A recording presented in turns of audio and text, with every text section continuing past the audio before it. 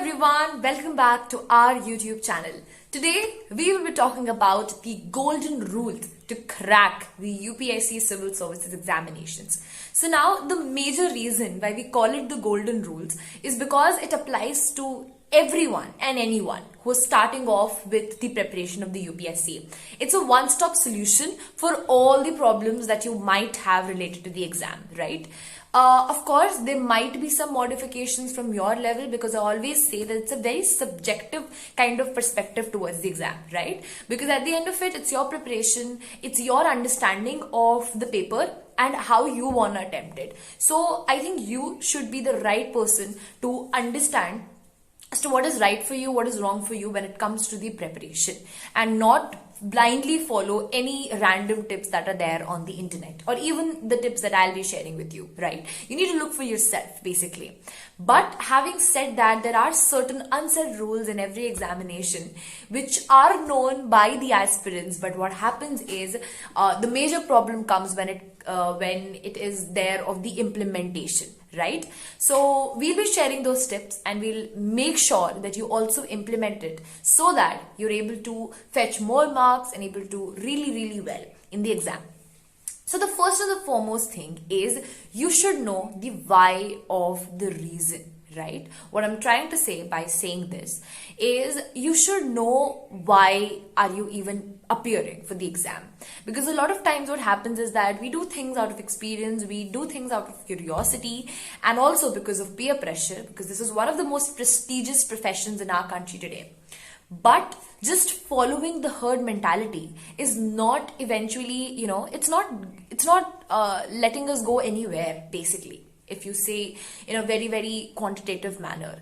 Thus, I would recommend all the aspirants to just take a step back and acknowledge as to why and what is the reason of joining this All India service that is extremely, a job of utmost responsibility and also passion. So you should know the why of it. You should have a very valid reason as to why are you appearing for the UPSC Civil Services exam and why you should be the one who should be selected to represent India at this particular level. So until unless you don't have that clarity in your mind, I don't think that you can crack it. Even though you study a lot, even though, you cover everything, you follow all the tips. But what happens is there is a void in your heart which remains because you still are not sure of the why of it.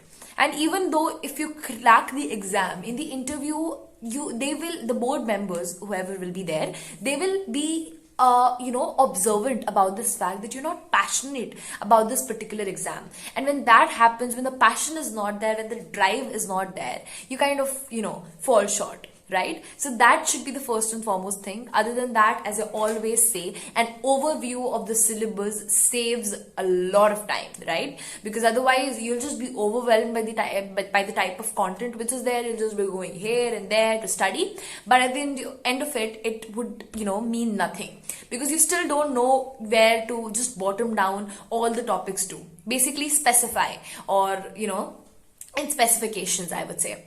Other than that, manage your time. This is one of the most crucial tips, I would say, because a lot of people just mess up this particular part, right? They're able to do everything, they even sort out, they make timetables, but they don't follow it because they're not able to manage their time with the other commitments that they have, or otherwise just procrastinate, because procrastination is a very big issue, right?